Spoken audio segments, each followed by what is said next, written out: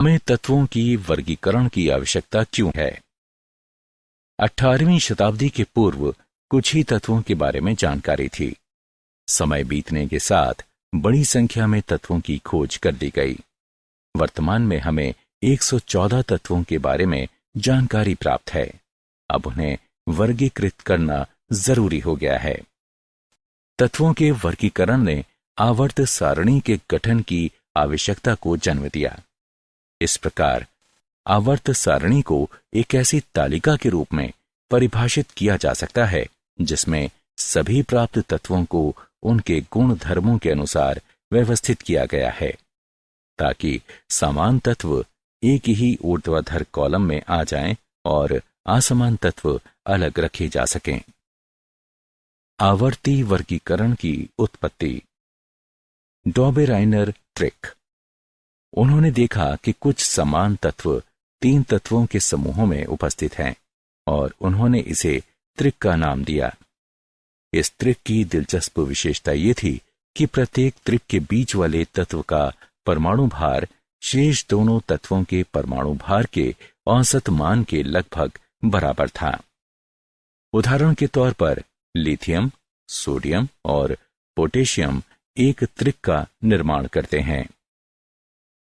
Sodium का परमाणु भार बराबर लिथियम का परमाणु भार प्लस पोटेशियम का परमाणु भार बराबर 7 जमा 39/2 बराबर 23।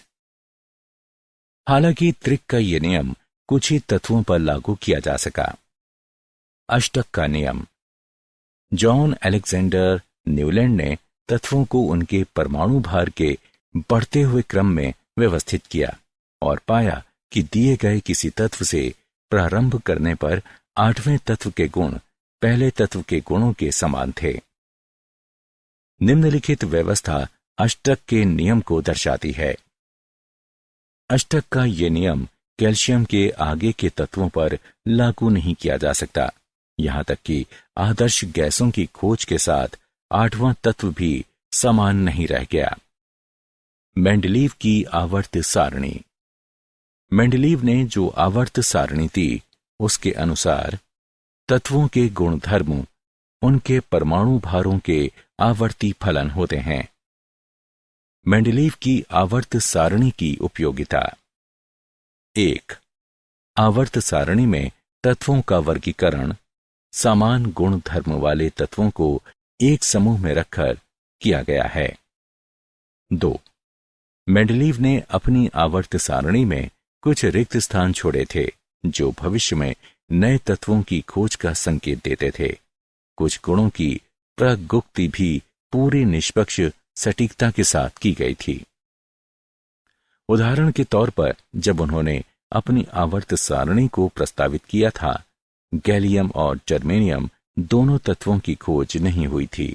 मेंडलीव ने इनका नाम क्रमशः एका एल्यूमिनियम और एका सिलिकॉन रखा था। 3. इस सारणी की मदद से कुछ तत्वों के संदेहास्पद परमाणु भारों को ठीक कर दिया गया। आधुनिक आवर्त नियम और आवर्त सारणी का वर्तमान स्वरूप। आधुनिक आवर्त नियम कहता है कि तत्वों के भौतिक और रासायनिक गुणधर्म उनके परमाणु क्रमांकों के आवर्ती फलन होते हैं। वर्तमान की आवर्त सारणी का स्वरूप दीर्घ है। आवर्त सारणी की क्षैतिज पंक्तियों को आवर्त यानी पीरियड्स कहा जाता है।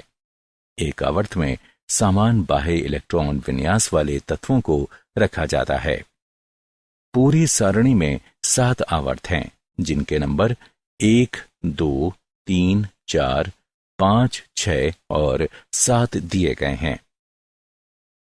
आवर्त 2 और 3 में से प्रत्येक में 8 तत्व रखे गए हैं। ये लघु आवर्त कहे जाते हैं। चौथे और 5वें आवर्तों में से प्रत्येक में 18 तत्व रखे गए हैं जिन्हें दीर्घ आवर्त कहा जाता है। 6वें आवर्त में 32 तत्व हैं और इसे दीर्घतम आवर्त कहा जाता है। आवर्त सारणी का ऊर्ध्वाधर स्तंभ वर्ग कहलाता है। वे तत्व जो एक वर्ग से संबंधित होते हैं एक परिवार का गठन करते हैं। उदाहरण के तौर पर वर्ग 17 के तत्व हेलोजन परिवार का गठन करते हैं। इसी तरह वर्ग 16 के तत्व ऑक्सीजन परिवार का गठन करते हैं।